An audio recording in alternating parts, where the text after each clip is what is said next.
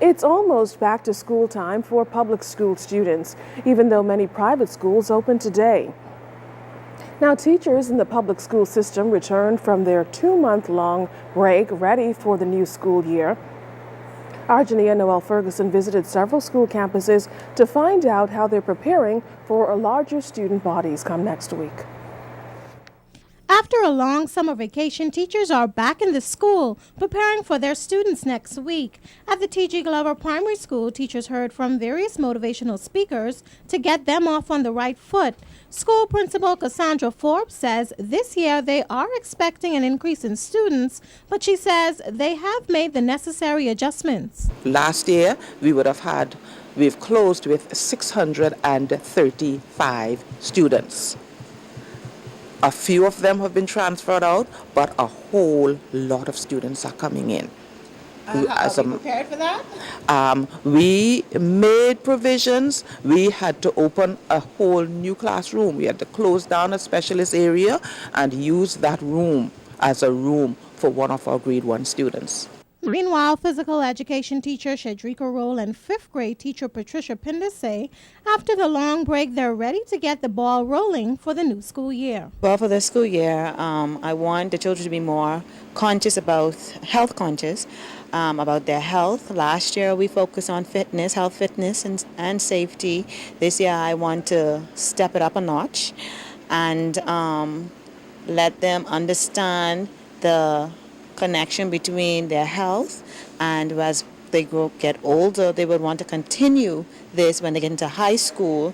Children, you all need to have a storybook and be prepared to work hard. I need every child to remember that. Whatever school you're at, remember you're going there to pursue excellence. Over at the St. John's School, class was already in session. Students lined off in the mandatory single-file line to their respective areas. School Principal Antoinette Storr is predicting a great school year. Very much excited. You know, we couldn't get up to campus on Saturday. We were all around here buzzing around like little bees on Saturday. And, of course, teachers were here.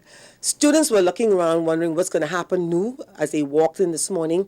We're going to be off to a great start this year. At the C.R. Walker High School, teachers were going over exam results from the May sitting of the BJC and BGCSE examinations. School Principal Pauline Adderley says although they saw notable success, there was always room for improvement. And with the reintroduction of police presence in the school, she says it's needed to ensure safety for teachers and students.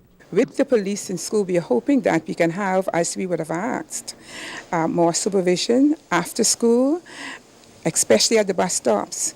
Now, once the police get into school full time, we don't know the full parameters as yet. I'm sure we'll go to a meeting, but I'm sure they'll be quite welcome and we'll work together as a team. By this time next week, these empty school halls will be filled to capacity with hundreds of students all ready to get down to work. In the meantime, teachers are busy preparing for the year ahead.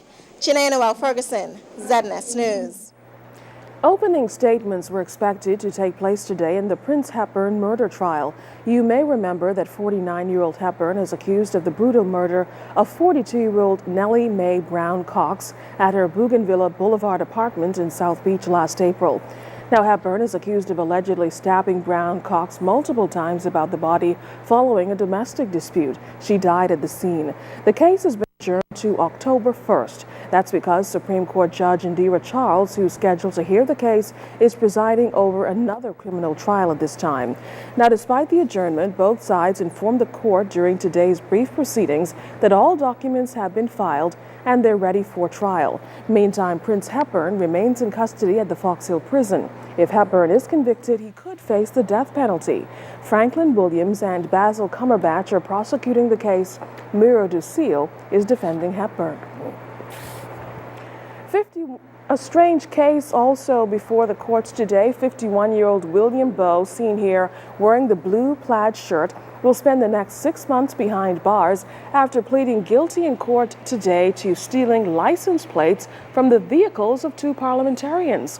Now, back in June, Member of Parliament for Central Grand Bahama Nico Grant and South Andros MP Heiswell Forbes both had license plates stolen while the House of Assembly was in session. Court papers also allege that Bowe stole license plates from 7 other cars.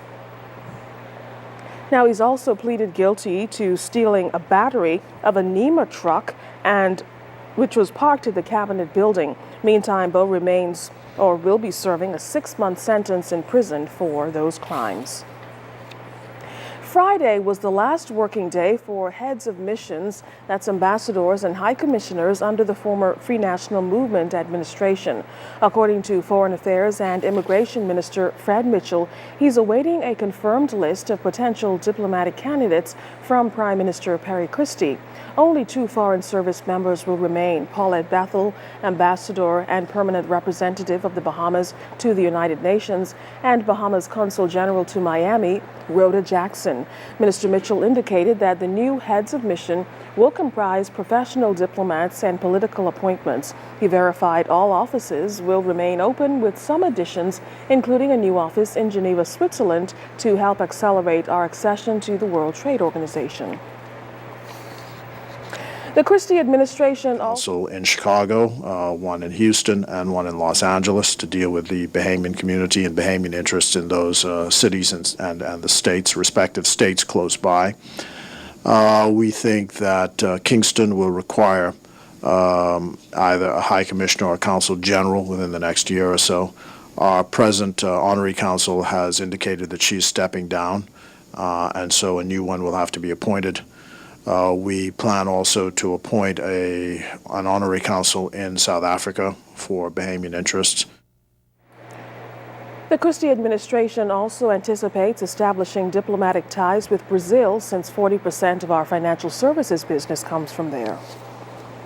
In other news tonight, We'll also expect shortly a visit from the Brazilian foreign minister. Brazil is very much interested in outreach to our country, and so there's probably some kind of technical cooperation agreement, and hopefully that will allow our students to access their universities on concessionary prices. prison officials receiving some $50,000 in state-of-the-art corrections technology today. The donation comes courtesy of the U.S. Embassy, and as Andrew Knowles tells us, the equipment is to assist officials with the prevention of contraband entering the prison population and providing improved security.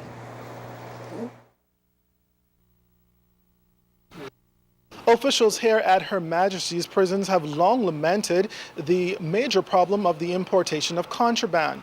Despite best efforts, drugs and cell phones continue to be smuggled into the compound.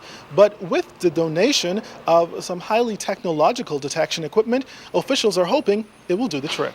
Prison officials say about 80% of inmates entering the prison system test positive for drugs, with marijuana being the most prominent. And with the use of the DIP device screening kit, officials say it'll make drug detection instant. In the past, in order to determine whether an inmate had drugs in their system, we had to take a sample and send it to a lab somewhere. That has now been eliminated because within less than a minute, we would know whether an inmate has drugs in his system to determine not only whether there's drugs, almost the extent to which there's drugs in the system. Because the density of the indicator would indicate whether it's been recent or whether it's residual in the system. It's a very sophisticated system. A major proponent of rehabilitative programs, Prison Superintendent Dr. Alliston Ramming says once inmates would have tested positive, they would be required to go through a drug therapy program. And with the assistance of the new equipment, he believes it can lessen the demand for drugs. There's the supply side and there's the demand side. And if you can reduce the demand, then obviously you cut down on the supply. And so if fewer inmates are on drugs, that lessens the necessity for persons to try and traffic drugs within the prison because there's no market for it. And so that is the benefit of testing for drugs, having drug therapy, having drug education. As for cell phones, Dr. Ramming revealed that on average about 20 are confiscated a week from inmates. But he says that the 2 cell phone locators donated will greatly assist in detecting the illicit electronic devices. We want to bring this problem to an irreducible minimum. It's a problem that's always been here. We want to reduce it markedly. And so we believe that these cell phone locators, remember 5 years ago we ordered cell phone jammers, but the jammers were so powerful they knocked out cell phones throughout the whole eastern corridor. And so we had to shut that down. So this is less intrusive, but hopefully just as effective. As part of the donation, U.S. Embassy officials noted that 12 prison officers will also receive extensive training on the proper use of the devices. Andrew Knowles, ZNS News.